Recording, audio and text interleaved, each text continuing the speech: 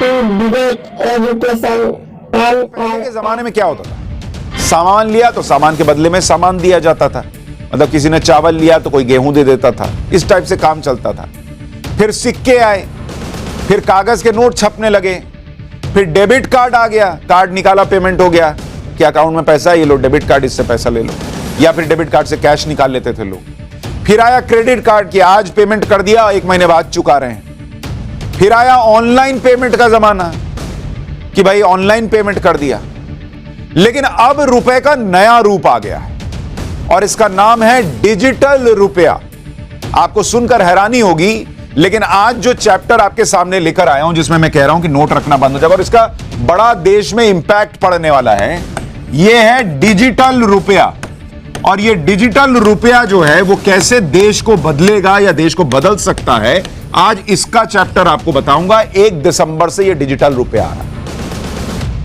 क्या आने वाले वक्त में आप नोट भूल जाएंगे, नोट रखना बंद हो जाएगा? डिजिटल रुपया क्या हवा में उड़ने वाली चिड़िया है भाई, इसके बारे में तो पता होना चाहिए। क्या डिजिटल रुपया आपको जल्द मिलने वाला है, डिटेल बताऊंगा, लेकिन पहले शुरू से शुरू कर रहा हूं। रिजर्व बैंक ऑफ इंडिया ने, आरबीआई ने इसका पायलट प्रोजेक्ट शुरू कर दिया और इसका एक चरण पहले से ही चल रहा था। कल इसका सेकंड फेज शुरू होगा। अब आप कहेंगे ये डिजिटल रुपया चल रहा है, हमको पता ही नहीं है। अभी बताता हूं।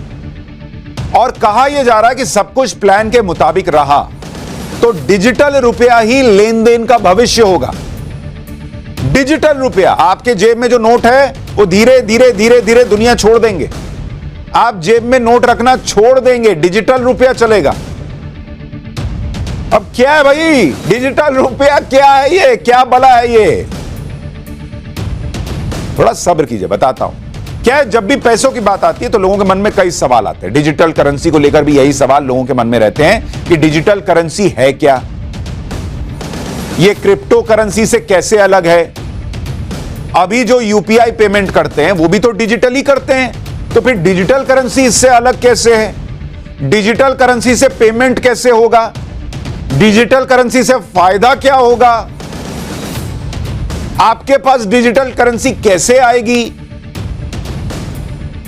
क्या सरकार सिर्फ डिजिटल करेंसी रखेगी, नोट बंद हो जाएंगे, सारे नोट बंद हो जाएंगे क्या? बहुत बड़ा वाला नोटबंदी होगा क्या? इन सब सवालों के जवाब आज आपको पाठशाला में बताऊंगा। सबसे पहले आरबीआई जो पायलट प्रोजेक्ट शुरू करने जा रही है, इसके बारे में थोड़ा सुन लीजिए। आरबीआई ने डिजिटल करेंसी या कहें कि डिजिटल रूपी को 2 हिस्सों में बांट दिया। एक है रिटेल, दूसरा है होलसेल। रिटेल का इस्तेमाल रोजाना के लेन देन के लिए है और होलसेल का इस्तेमाल बड़ी वित्तीय संस्थाएं करें। तो रिटेल वाला आपके हमारे काम में आएगा, क्योंकि हम ही लोग ना डेली इस्तेमाल करेंगे। बड़ी वित्तीय संस्थाओं के लिए होलसेल सेगमेंट होगा। डिजिटल रूपी के होलसेल सेगमेंट की शुरुआत पिछले महीने 1 नवंबर को हो चुकी है। बड़ी संस्थाएं जो हैं वो इसका इस्तेमाल कर रही हैं। कल यानी 1 दिसंबर को रिटेल सेगमेंट की शुरुआत होगी, जिसमें आम लोग हमारे आपके जैसे डिजिटल रूपी का इस्तेमाल कर सकेंगे। तो कल डिजिटल रूपी का पहला चरण लागू होगा, जिसमें कुछ शहर और बैंक्स के साथ डिजिटल रूपी में ट्रांजैक्शन हो सकेगा।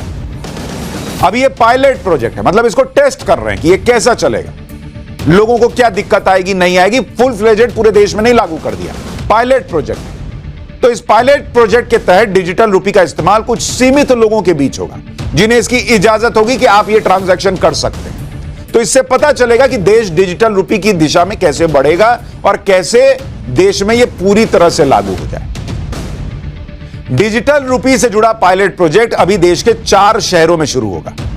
दिल्ली में शुरू हो रहा है, मुंबई में शुरू हो रहा है, बेंगलुरु में शुरू हो रहा है और भुवनेश्वर में शुरू हो रहा है। तो जो दिल्ली, मुंबई, बेंगलुरु और भुवनेश्वर में लोग रहते हैं, उनमें कुछ लोग जो है वो डिजिटल रूपी का इस्तेमाल कर पाएंगे। और इसके लिए 8 बैंक्स चुने गए हैं, जिनमें फर्स्ट फेज में 4 बैंक होंगे। स्टेट बैंक ऑफ इंडिया होगा, आईसीआईसीआई बैंक होगा, यस बैंक होगा और आईडीएफसी फर्स्ट बैंक होगा। इस 4 बैंक में जिनके अकाउंट हैं, उनके लिए डिजिटल रूपी का ऑप्शन होगा। इन 4 शहरों में रहने वाले कंज्यूमर और व्यापारी जिनका अकाउंट इन बैंक्स में है, वो डिजिटल रूपी का इस्तेमाल कर सकेंगे। अगर पायलट प्रोजेक्ट में सब कुछ सही रहा तो फिर डिजिटल रुपी का दायरा बढ़ा दिया जाएगा, सब शहर में होगा, सब बैंक में होगा, और फिर नोट जो हैं धीरे धीरे टाटा बाय बाय हो सकते हैं। अब समझिए कि डिजिटल करेंसी क्या है। इतना डिजिटल करेंसी सुन रहे हैं, अगली नोटबंदी तो नहीं है, नोट चला जाएगा, मेरा क्या होगा, वो कपड़े के नीचे जो नोट छुपाए थे वो कहां जाएंगे, ये सब बहुत टेंशन है भाई। डिजिटल करेंसी या इलेक्ट्रॉनिक रुपी आपके कैश का डिजिटल या इलेक्ट्रॉनिक वर्जन है। मतलब जो नोट आप रखते हैं उसका वो डिजिटल वर्जन है।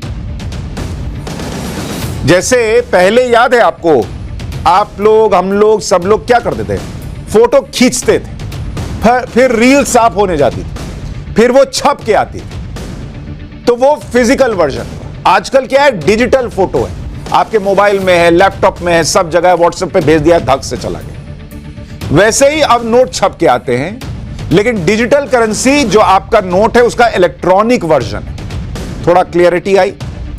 ये एक डिजिटल टोकन के रूप में होगा। आसान शब्दों में कहूं तो जैसे आरबीआई नोट की छपाई करता है, वैसे ही वो डिजिटल करेंसी भी बनाएगा जो इलेक्ट्रॉनिक वर्जन में होगी। छू नहीं सकते हैं, मोबाइल में है, अकाउंट में है, उधर है।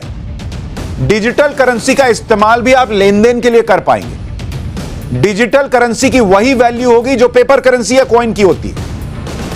मतलब आपके पास अकाउंट में मान लीजिए 1 लाख रुपया है, तो आप 1 लाख रुपया निकाल सकते हैं, 1 लाख का नोट मिल जाएगा आपको। तो जब डिजिटल रुपी होगा तो वो डिजिटल रुपी 1 लाख रुपया जैसे आपके पास कैश में होता है वो वैसे ही हो जाएगा, डिजिटली हो जाएगा, इलेक्ट्रॉनिक रूप में होगा। फिर आप वो इलेक्ट्रॉनिकली दीजिएगा, मोबाइल से, दूसरी तरीकों से।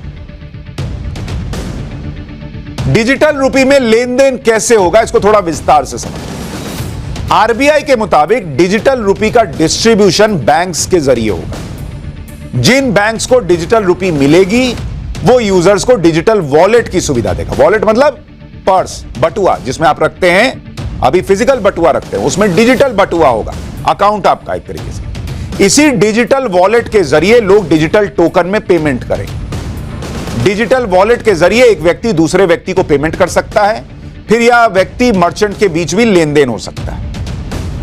डिजिटल वॉलेट के अलावा क्यूआर कोड स्कैन करके भी इससे पेमेंट किया जा सकता है।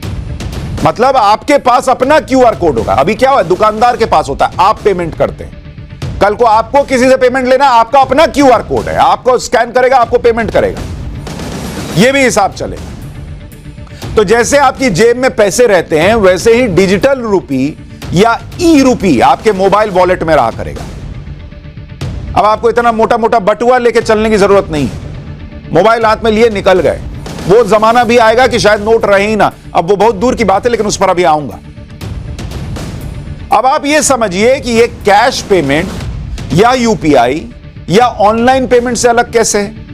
आपके मन में भी बेसिक प्रश्न आ रहा होगा कि भाई मेरे अकाउंट में पैसा है, मैं अभी भी यूपीआई पेमेंट कर देता हूं, तो उससे यह अलग कैसे।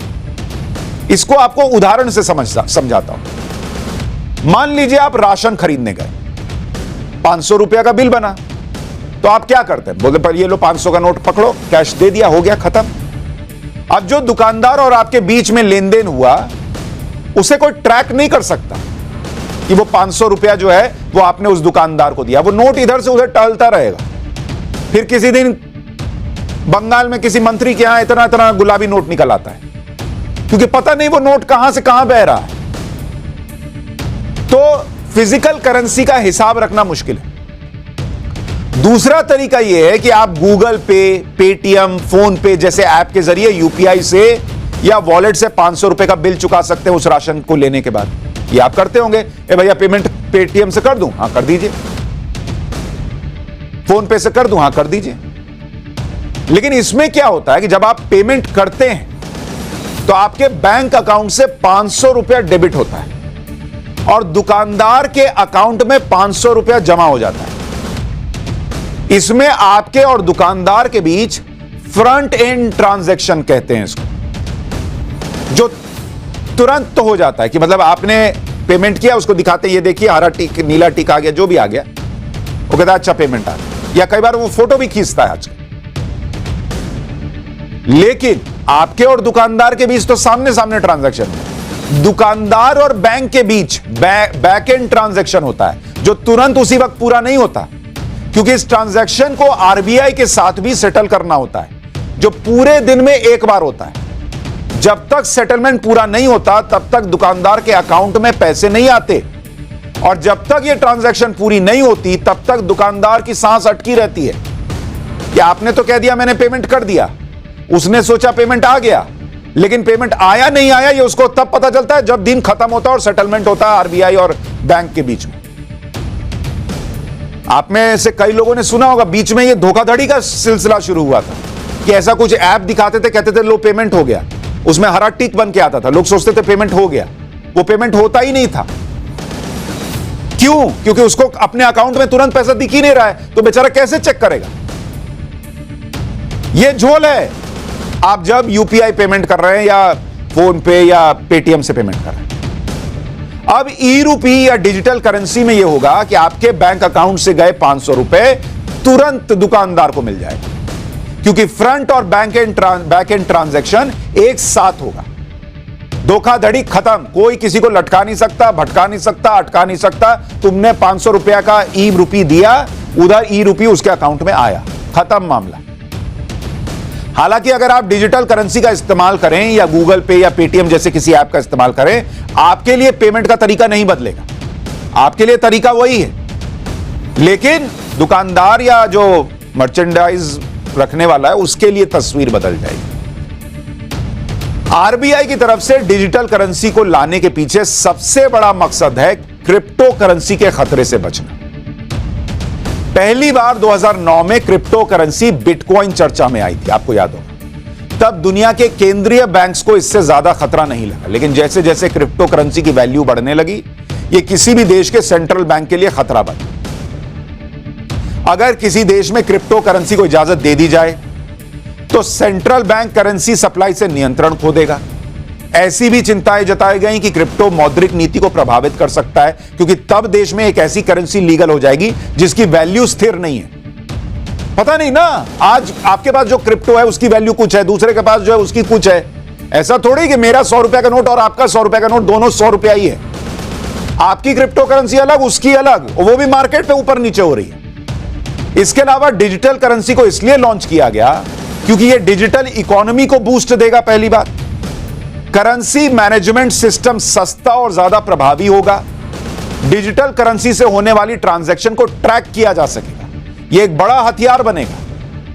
कैश को ट्रैक करना बहुत मुश्किल है, डिजिटल करेंसी आ जाएगी और धीरे धीरे यही प्रचलन में आ गई तो फिर किसका पैसा कहां से कहां जा रहा है, एक एक चीज को ट्रैक किया जा सकता है, जिससे फ्रॉड का खतरा भी कम हो जाएगा। डिजिटल करेंसी से आपका पैसा ज्यादा सुरक्षित रहेगा। डिजिटल करेंसी का चलन बढ़ेगा तो नोट कम छापने होंगे। डिजिटल करेंसी को आप कैश भी करवा सकेंगे। डिजिटल करेंसी से पेमेंट का तरीका ज्यादा सुरक्षित और आसान होगा। डिजिटल करेंसी क्रिप्टो करेंसी का लीगल विकल्प भी बनेगा। जो तकनीक इसमें इस्तेमाल होगी उससे ट्रांजैक्शन कॉस्ट भी कम हो जाएगा।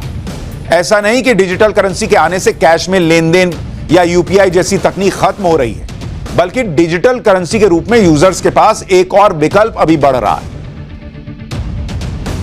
डिजिटल करेंसी और क्रिप्टो करेंसी में भी क्या फर्क है यह भी आपको बता देता हूं। डिजिटल करेंसी पूरी तरह से सेंट्रलाइज्ड है, भाई आरबीआई ला रही है ना, तो विश्वास कर सकते हैं आप इस पे। क्रिप्टो करेंसी पूरी तरह से डिसेंट्रलाइज्ड है, कहां से आ रही है, कौन ला रहा है, कुछ पता नहीं। डिजिटल करेंसी लीगल फ्रेमवर्क में आप बोल सकते हैं इसने धोखा किया, ये मेरा पैसा था, ये वो जो भी। क्रिप्टो करेंसी का कोई लीगल फ्रेमवर्क नहीं है, कोई नियम कायदा कानून नहीं। डिजिटल करेंसी सेंट्रल बैंक के जरिए रेगुलेटेड है, क्रिप्टो करेंसी किसी अथॉरिटी से रेगुलेटेड नहीं, कोई माई बाप नहीं है उसका। डिजिटल करेंसी तय और स्थिर वैल्यू की होगी, जबकि क्रिप्टो करेंसी डिमांड और सप्लाई पर निर्भर करती है उसकी वैल्यू। डिजिटल करेंसी यूजर की पहचान उसमें मौजूद होगी कि कहां से कहां पैसा जा रहा है, किसका पैसा है। क्रिप्टो करेंसी कौन इस्तेमाल कर रहा है, कौन बना रहा है, यह कुछ नहीं पता। अभी आपको बता रहा था ना कल मैं कि एम्स में जो सर्वर हैक हुआ उसमें एक कहानी यह भी चल रही है कि 200 करोड़ रुपया क्रिप्टो करेंसी में मांगा गया। दिल्ली पुलिस मना कर रही है, लेकिन एक कहानी ये चल रही है। या कई जगहों पर आजकल क्रिप्टो करेंसी में फिरौती मांगते हैं। क्यों? क्योंकि पकड़ में ही नहीं आएगा कहां गया पैसा। डिजिटल करेंसी ट्रांजैक्शन को आसानी से ट्रेस किया जा सकता है, ट्रैक किया जा सकता है। क्रिप्टो करेंसी ट्रांजैक्शन जो उसको ट्रैक करना बहुत मुश्किल है। तो ये दोनों में मेजर फर्क है। अच्छा, डिजिटल करेंसी को लॉन्च करने से सरकार का पैसा भी बचेगा। डिजिटल करेंसी का चलन बढ़ेगा तो नोट कम छापने पड़ेंगे और नोट छापने से होने वाला खर्च भी कम होगा। आप में से बहुत लोगों को शायद नहीं पता होगा कि जैसे अगर एक 100 रुपया का जो नोट है,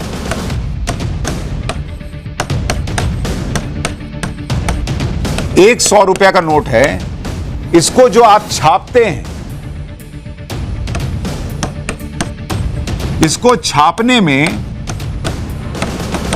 15 से 17 रुपया का खर्च आता है। 15 से 17 रुपया का खर्च एक 100 रुपया का नोट छापने में,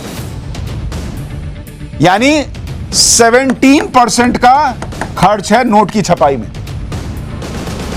और उनमें से एक नोट की लाइफ साइकिल कितनी होती है? 4 साल रहती है, मानते हैं। तो 17 रुपया जो खर्च है वो ऑपरेशन कॉस्ट है, जिसमें प्रिंटिंग है, डिस्ट्रीब्यूशन है और स्टोरिंग है। ये तीनों मिलाकर 15 से 17 रुपया एक नोट छापने में जाता है। वित्तीय वर्ष 2022-23 में जो कैश सर्कुलेशन है, 2022-23, इसमें जो कैश सर्कुलेशन में है, जो नोट घूम रहे हैं मार्केट में, सर्कुलेशन, ये कितना है आपको पता है? ये है 31,05,721 करोड़ रुपए के नोट इस वक्त मार्केट में। 31 लाख करोड़ के नोट। और वित्तीय वर्ष 2022-23 में कितने नोट छपे हैं? ये नोट जो छपे वो 2,225 करोड़ नोट छपे हैं। और इसमें खर्च कितना आया? छापने का खर्च जो प्रिंटिंग का आया वो 4,984 करोड़ रुपए चले गए इस नोट को छापने। तो ये पैसा भी बचेगा जैसे जैसे डिजिटल करेंसी जो या डिजिटल रुपया जो आ रहा है वो प्रचलन में आ जाएगा। क्योंकि भारत में डिजिटल पेमेंट कैसे बढ़ा है वो भी आपको बताता हूं। नवंबर 2016 में यूपीआई से जुड़े बैंकों की संख्या 30 थी। तब एक महीने में नंबर ऑफ ट्रांजैक्शन 2,90,000 के होते थे और जो वैल्यू थी ट्रांजैक्शन की, मतलब 100 करोड़ रुपए का यूपीआई ट्रांजैक्शन होता। अब जब हम 2022 में खड़े हैं, यूपीआई से जुड़े बैंकों की संख्या 30 से बढ़कर 365 हो गई है।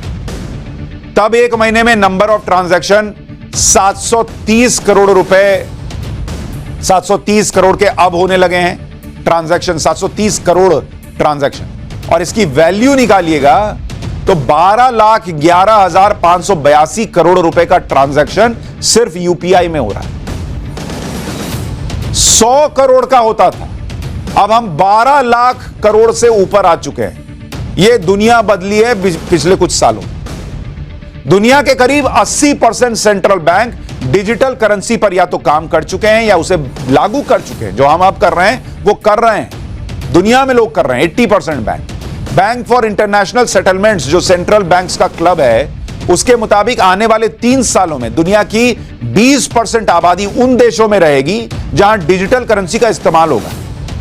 अप्रैल 2020 में चीन ने डिजिटल करेंसी पर काम शुरू कर दिया था। आधिकारिक तौर पर दुनिया में सबसे पहले अक्टूबर 2020 में बहामास ने सैंड डॉलर नाम से डिजिटल करेंसी को लॉन्च किया। अक्टूबर 2021 में नाइजीरिया पहला अफ्रीकी देश बन गया जिसने डिजिटल करेंसी को लॉन्च कर दिया। पूर्वी कैरेबियाई यूनियन में शामिल 7 देश इसे लागू कर चुके। इसके अलावा अमेरिका है, कनाडा है, यूके है, रूस है, सऊदी अरब, यूएई, स्वीडन, दक्षिण कोरिया, थाईलैंड, सिंगापुर, मलेशिया समेत कई ऐसे देश हैं जो अभी से परख रहे हैं। जैसे हम परखने जा रहे हैं वैसे ये लोग भी कर रहे हैं। मतलब ये डिजिटल रुपया भविष्य है।